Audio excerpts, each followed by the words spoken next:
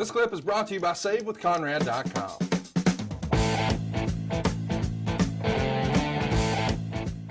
Let's start the show. We got Flash Funk pinning Leif Cassidy in 10 minutes and 34 seconds. I enjoyed watching this just because I like both of these guys, but it's not exactly the type of match I was expecting. I do think Jim Ross was in a groove here though. He was calling this like an athletic event. This entire show, when I watched it back, when he's talking about the strategy for the guys, it was cool. It was almost like you would see before an NFL game. You would have the talking heads at a desk and they're all going to go around and give their picks. Well, he's picking the hitman and here's how, and here's why. And it was just good stuff. Anyway, Flash Funk and, Leif Cassidy here get 10 minutes and 34 seconds. It's written here. These two did a lot of high risk spots as far as working cohesively together, but it was a disappointment.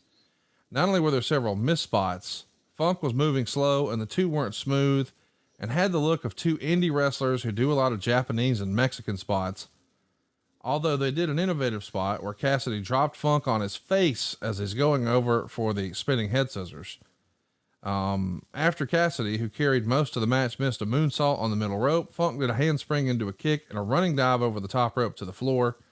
Funk did several big moves leading to near falls before getting the pin with the Scorpio Splash, which Jim Ross called a shooting star press. And by the way, it's worth mentioning the real life Charles Skaggs, aka Flash Funk, is not a little man. And sometimes if he wasn't in just the perfect position, buddy, that's a whole lot of weight coming down on your fucking head.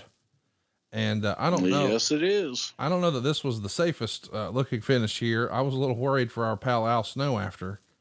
Why do you think Flash Funk? I mean, we know Flash Funk is a character that Vince McMahon loved, just based on the presentation. That's just him all day. But damn, he was a fun wrestler to watch too, and just never really had the success. What kept Flash Funk from being an Intercontinental Champion or something of that sort? I just don't think that the audience gravitated to him.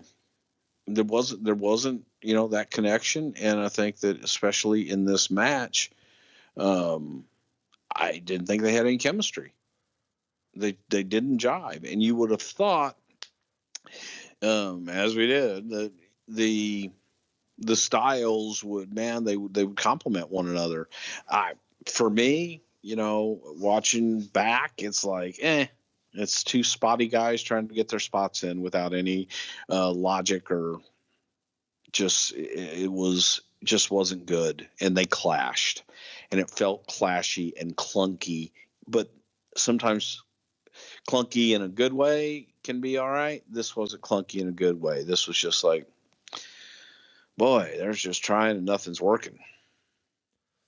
Hey, it's Conrad Thompson. Thanks for checking out the podcast here on YouTube.